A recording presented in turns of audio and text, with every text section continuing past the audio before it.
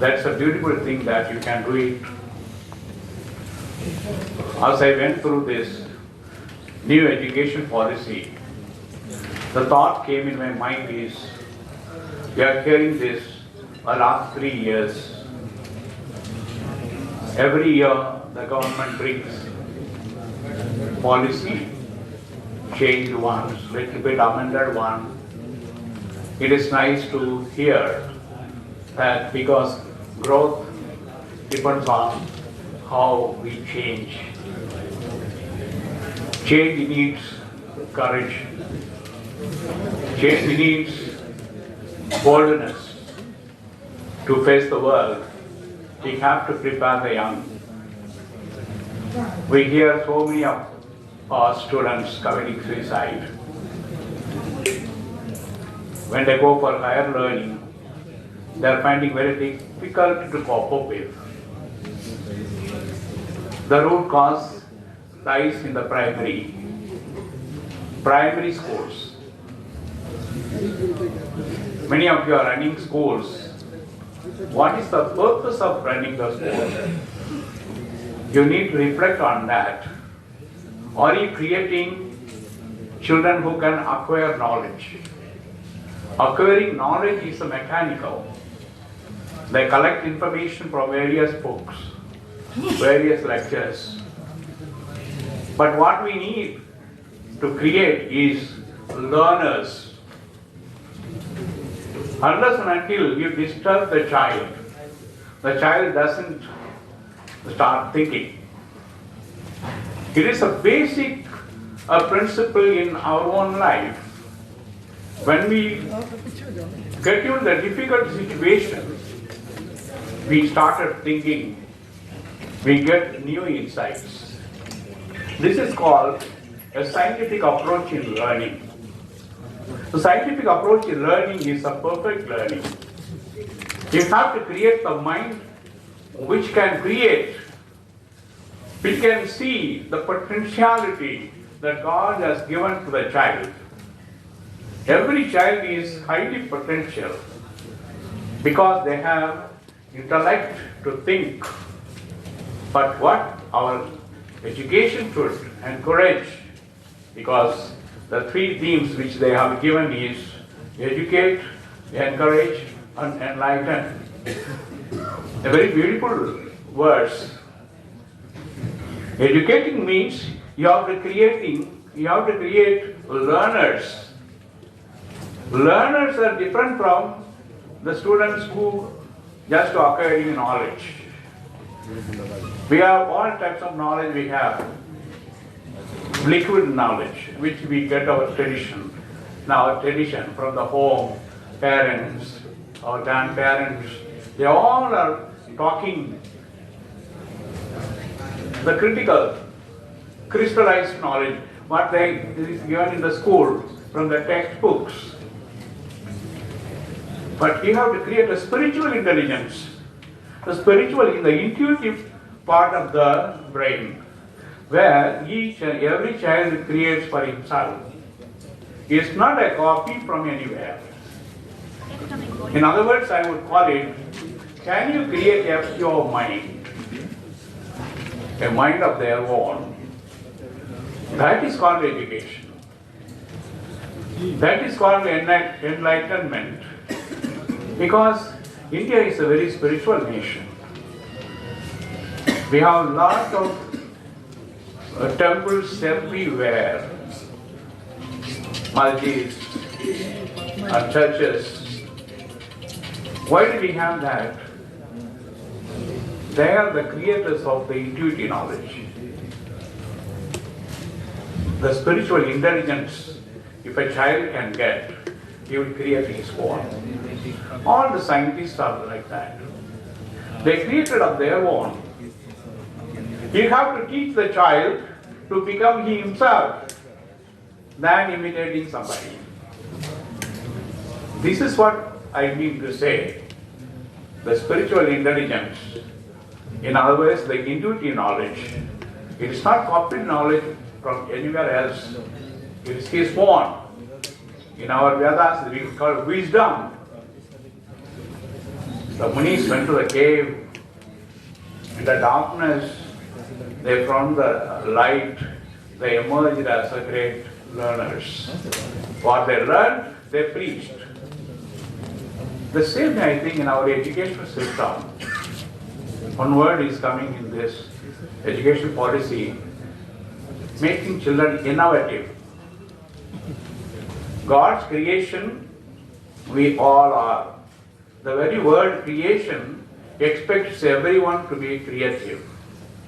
If there is no creative learning in the school, then it is no more a school. So make sure all our directors, principals, teachers are here. We want to enlighten the child, give freedom to the child to think. In our school, there should be a freedom. As I was a principal in St. Michael's, the children who are coming from another school, they used to tell, nobody is afraid of the principal. Yes, children should not be afraid of us. The fear complex comes only in mechanical learning. If the child is a learner, in freedom he discovers, he doesn't have to be afraid of anything. The boldness comes in self-learning. So create an atmosphere of that you all can be a great enlighteners. For that, the school is create a silence. I used to tell the children two important magic words: silence and smile. Because every child is born to smile. A small little child of 3 months old, 300 times smiles per day. But as they come to our school, within a year, they lose all their smiling face. Why? We should not create a frightening atmosphere in the school. Let the children learn in freedom. Can you create an atmosphere in your campus for the children to learn freely? And also, you have to teach them the difference between paying attention in the class and concentration. Both are not same. Paying attention means you see the whole thing. Teacher can take the children out and tell them to see a tree and tell them to write something about the tree, the flowers. When child looks at the tree, he should see the trunk, the branches, the leaves, the color of the trunk, the color of the leaves, the wholeness, how the breeze is going, the leaves are dancing. In a very creative way, we can teach our children to see. Because see is a very important word. That's why God has given us 2 eyes. If we know how to see, because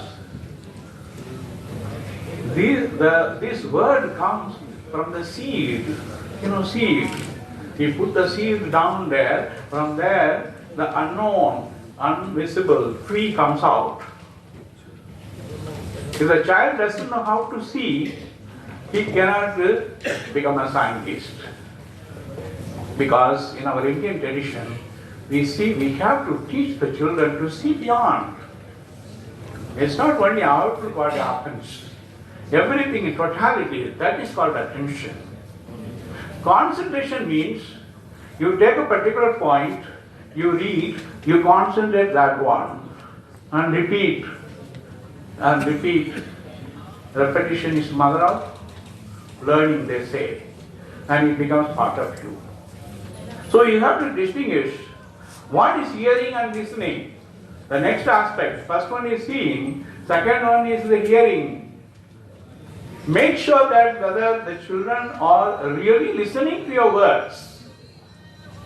In those days, the teachers will slap. The child will remember all his life, this is the teacher, stop to me. That's for listening. Whatever we listen, we don't forget. Whatever we hear, we forget. So, my dear teachers, if you want to make a wonderful learning school, teach them how to see and how to listen, differentiate. These are the very simple strength God has given to all of us. If a child can discover, you can see the children who are very good in studies, they are silent in nature. They are the great listeners in the class. They will be watching and also create a creative mind, a critical mind. It is not that whatever you say, the child should know why it is. Suppose I used to teach the children, 1, 2, 3, 4, I am writing. Why it has to be written this way, not some other way? When children ask what answer you will give, you should never say that, shut up. Don't say, this will not come for the exam. Just accept. Teachers need certain amount of humility to accept. Don't say that you don't know. You simply say that, it's a very good question, I will deal with it tomorrow or after 2 days. Now you listen what I am saying. Okay? Go on, prepare. For example, I learned a lot like this.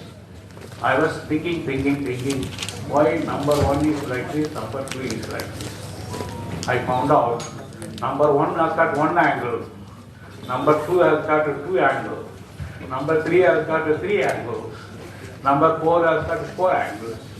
So like that you can go on, 5 will have 5 angles, 6 will have 6 angles, 7 will have 7 angles, 8 will have 8 angles.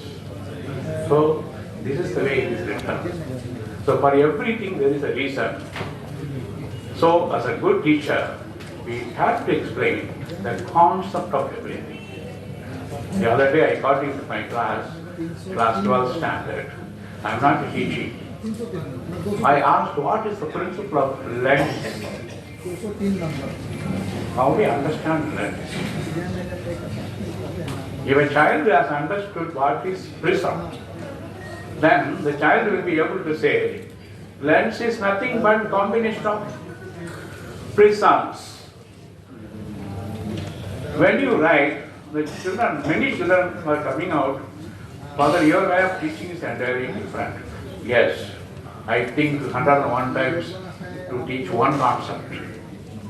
Make sure that children learn the concept well. They are learners as thinkers, so they can create their own book. So, this is all I would like to say. New education policy may give many things. If you want to be educated and encourages and enlighten us, you have to work very hard. Learning is not very easy thing, and also teaching is much more. A teacher needs to do a lot of homework. Then only you are teacher. And slowly you should become master. The masters enlighten the students. When you solve the problem in physics or chemistry or whatever it may be, don't simply give the solutions. Walk with the children. When they are struggling, just give. Can you use this? Can you use that? We have studied in that chapter, just connective language. So, use all your things for create learners, than just cramming and coming and giving exams. Life is much more. It's not your parents studied and got job and got married and produced you. It should be more than that. Otherwise, you will be kicked on. Okay? Thank you so much for giving me this wonderful chance. God bless you all. Thank you.